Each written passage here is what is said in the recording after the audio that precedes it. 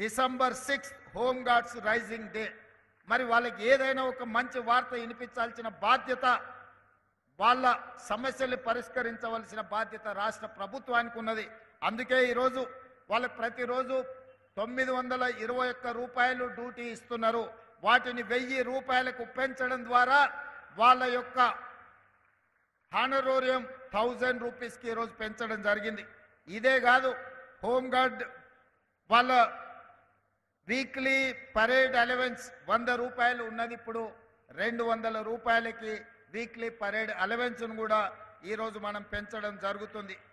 అదేవిధంగా వాళ్ళు ఎవరైనా ప్రమాదవశాత్తు కానీ ఏదైనా సందర్భంలో వాళ్ళు చనిపోతే వాళ్ళ కుటుంబాలకు 5 లక్షల రూపాయల ఎక్స్ గ్రేషియా కూడా ఇవ్వాలి అని చెప్పి హోంగార్డ్స్ కుటుంబాలను కూడా ఈరోజు ఆదుకోవాలన్న ఆలోచన మన రాష్ట్ర ప్రభుత్వం చేసింది.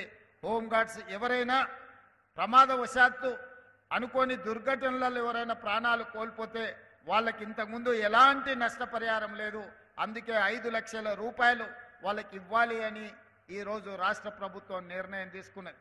అదేవిధంగా వైద్యానికి సంబంధించి కూడా వాళ్ళ బాధలు ఉన్నాయి. వాళ్ళ కనీసం ఎలాంటి వైద్య సౌకర్యం లేదు.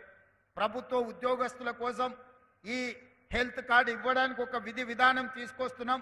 వాళ్ళతో పాటు హోంగార్డ్స్ కూడా ఇస్తాం.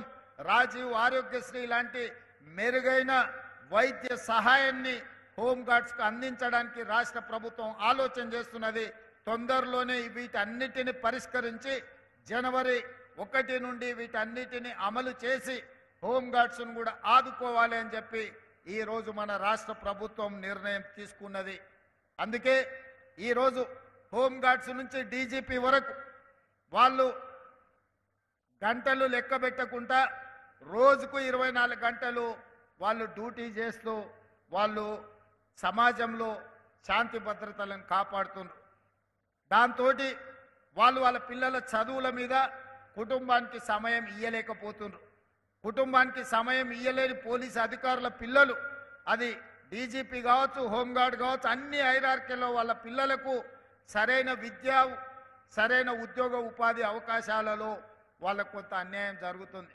అందుకే నేను ఈరోజు ఆలోచన చేసిన, నేను డిఫెన్స్ కమిటీలో కూడా మెంబర్ నుండి పార్లమెంట్ సభ్యుడిగా ఉన్నప్పుడు నేషనల్ డిఫెన్స్ అకాడమీ లెవెల్లో, లేకపోతే సైనిక్ స్కూల్ లెవెల్లో, లేకపోతే ఈరోజు కేంద్రీయ విద్యాలయ లెవెల్లో పోలీసులకు కూడా స్కూల్ ఉండాలని యంగ్ ఇండియా పోలీస్ స్కూల్ అని చెప్పి గ్రేహాండ్స్ దగ్గర 50 ఎకరాల స్థలాన్ని కేటాయించి అంతర్జాతీయ ప్రమాణాలతో ఏ కార్పొరేట్ స్కూల్లో కూడా ఇంతకంటే మంచి విద్యా ప్రమాణాలకు ఉండే విధంగా ప్రతి కార్పొరేట్ స్కూల్తో పోటీ పడే విధంగా హైదరాబాద్ పబ్లిక్ స్కూల్ని తలదన్నే విధంగా ఈరోజు యంగ్ ఇండియా పోలీస్ స్కూల్ని వచ్చే అకాడమిక్ ఇయర్ని మనం ప్రారంభించుకుంటున్నాం. 50 ఎకరాలలో ఈ యంగ్ ఇండియా పోలీస్ స్కూల్ని మనము ఏర్పాటు చేసుకుంటున్నాం. ఇందులో హోంగార్డ్ నుంచి డీజీపీ వరకు ఏ అధికారి పిల్లలైనా అందరూ సమానంగా, అందరూ ఒకే దగ్గర చదువుకొని ఒక మంచి భవిష్యత్తులో ఎట్లయితే నేషనల్ డిఫెన్స్ అకాడమీ నుంచి వచ్చిన స్టూడెంట్స్ మాది ఎన్డీఏ అని చెప్పుకుంటున్నారో, సైనిక్ స్కూల్ నుంచి వచ్చిన పిల్లలు మేము సైనిక్ స్కూల్ పిల్లలమని చెప్పుకుంటున్నారో, రేపు భవిష్యత్తులో ఈ యంగ్ ఇండియా పోలీస్ స్కూల్ నుంచి వచ్చే పిల్లలు మేము పోలీస్ స్కూల్ నుంచి వచ్చినామని గర్వంగా చెప్పుకునే విధంగా దాన్ని తీర్చిదిద్దే బాధ్యత నాది.